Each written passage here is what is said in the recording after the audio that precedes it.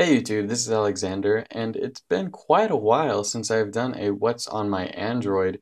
Actually, I haven't done one since late last year as sort of an end of the year video, and so I thought it'd be fun to do another What's on my Android sort of late 2014. So this is What's on my Android Nexus 5 edition. So let's go ahead and take a look at what I have on my Nexus 5.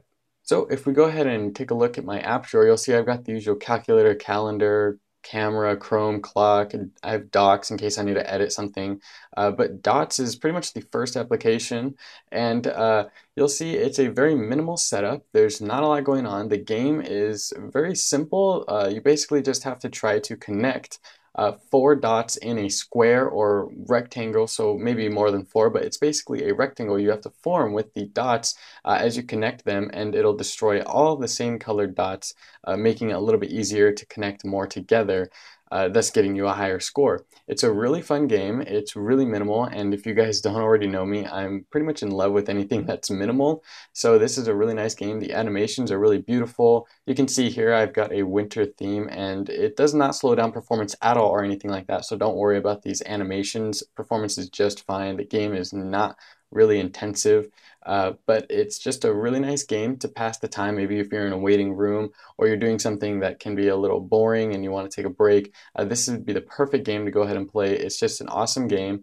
and it's just really, really fun to play. So next up, we do have downloads. We got Drive. Dropbox was where I keep most of my Android wallpapers and other things like that. But Feedly is an application that I love and I pretty much swear by to get my news. It's a news aggregator, so if you follow a ton of websites or you go to a ton of websites on a day-to-day basis to basically check up what's going on, maybe it's your local news or tech news or some other news source, you can go ahead and add it to your Feedly collection so that you can then get updates when new articles come out. So you can basically scroll through and read the articles on Feedly. It's a really cool application, and it's actually one of my favorites. It was in my favorites for 2013, the first video I did this year, and it's a great application, and it continues to be a great application that pretty much just works. There's not too much to it. You just basically plug in your feeds, you're good to go, and you start reading news.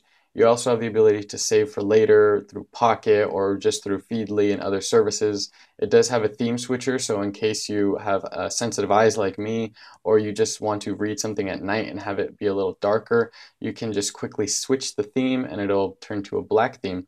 Very useful for those two cases. Anyway, it's a great news aggregator that I highly recommend. So the next application is Phoenix, and in case you don't already know, I did use Falcon Pro earlier this year and last year, and that was my go-to, but I have since switched to Phoenix. It's a really nice UI, and it's very simple. There's really not a whole ton going on. There's not a lot of settings, there's not a lot of things you can tweak, but what you can tweak is really nice and it's very helpful. So if I jump into the settings, you can see we have a couple options, and like I said, there's not a ton of options, but what they do have is really nice. You can change the theme from light to dark or black. You got a couple different theme options. It was recently updated to include an Android L looking uh, hovering sort of compose button, so that's really nice. It's sort of getting ready for Android L. The developer is really good about making sure the app works and making sure that it looks nice. You have custom layout options, you've got font size options, font type, you've got the ability for date formats, media preview, and then you can change the link color, which is really nice. So those are pretty much all the customization options as far as appearance goes, but overall it's a really nice application. Next up is Flappy Bird, and if you guys haven't seen already, I do challenges with my girlfriend sometimes. I've got two videos up. We basically just try to see who we can get furthest in Flappy Bird. I know it's almost pointless, but it's kind of like a fun game to play, sort of like that dot situation when you're bored or you're just trying to pass the time.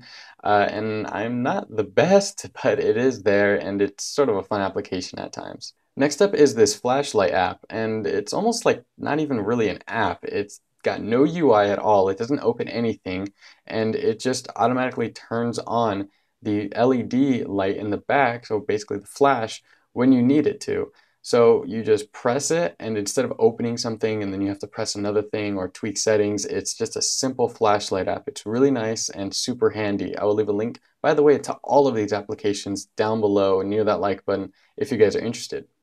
Next up is Infinite Walls. Now, Infinite Walls is a really nice wallpaper application that comes with a ton of different wallpapers. It's very minimal, as you can see here. The settings are very few, but it does come with a lot of different categories. It's a really cool looking wallpaper app, and if you guys are interested in a more in-depth look at it, I'll leave a link down below to my quick look at Infinite Walls for any of you interested. A great application though. And then of course I've got the usual Instagram and Keep and Maps, but Naxos Flat Round is actually the icon pack that I'm using in case you guys are interested.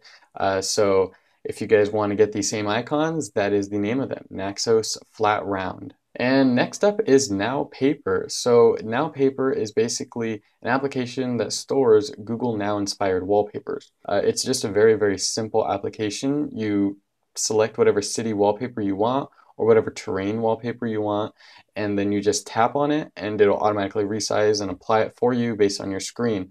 It's a really cool application with some really nice wallpapers in here that are inspired from Google Now, and I really enjoy using it from time to time. Now, of course, I've got the usual People and Phone and all the Play apps, but something that I really have been enjoying is Remote Desktop. It's a super useful application that allows you to remotely control your desktop from your phone or tablet running Android. It's really simple to set up. I think setup time was like 2 minutes, if that. And I mainly use it for, say, if I'm uploading a video and I want to see how long it has to go. Maybe I'm not at home, I had to leave, or maybe I'm eating in the kitchen and I'm not necessarily at my desk. It allows me to just basically connect to my computer, check out how much the video has been uploaded, and then basically just disconnect. I can also browse through files. I can basically do whatever I would do on the desktop using my phone. It's a really cool application and I'm pretty much in love with it. I use it all the time when I'm uploading a video, and if you guys need something like this, I would really recommend it. It's so simple to set up. So of course next we've got the settings and such, but Sliding Explorer is my file manager of choice on my non-rooted devices like my Nexus 5. It's a really simple looking, elegant looking file manager. So you've got a couple different themes. You can enable and disable transparent bars. And what I really like about it is these actually change in real time. You don't have to restart the app to have these changes take effect. It's really nice and really handy if you just want to quickly switch between a theme, you want to check it out. But I really like this file manager. It's got, as you would expect, you can cut things, you can paste things, you can copy things, you can make folders, you can switch things around. You also do have a root mode. Anyway, it's a really nice file manager that I recommend if you're looking for something like it. Next up is, of course, Snapchat and Studio, which allows me to monitor my YouTube analytics in real time. Great for content creators. And of course, then we have Tasks. Now, Tasks, I mentioned earlier this year, is basically my go-to for when I have a list of things I need to get done. I'll store them in Tasks, and then it'll go ahead and sort of give me a reminder that it's going to be due soon or that it is due. But currently, the app is sort of been abandoned, so I'm looking for a new one. If you guys have any suggestions, let me know down below. But this one works just fine. It syncs with your Google account, so you can go ahead and on your desktop, go to your tasks in Google Calendar and you'll see your tasks appear there. It won't sync the time, but it's not a huge deal since I mainly just use my Nexus 5 to keep track of this stuff anyway. But I am looking for a new one, so suggestions are welcome. And quickly before I forget, it does have a dark and a light theme, which sort of look nice. It's got a couple options here. You can set the default reminder, you have different LED notification colors, so it's got a couple settings. And then of course we've got the usual voice search, wallet, YouTube, and then the Zooper Widget Pro. So that's pretty much all I have on my Nexus 5. Not a whole lot, and it's never really been a whole lot. I don't see it ever really getting to be a whole lot, but it's what I need and it's what I use to get by every day. I hope you guys enjoyed the video. If you did, be sure to hit that like button down below and subscribe to see more things like this. And I think I've got something special coming up not too long from now. So definitely stay tuned for that. And don't forget to follow me on Google+, Twitter, and Instagram. I'll catch you guys in the next one. Peace.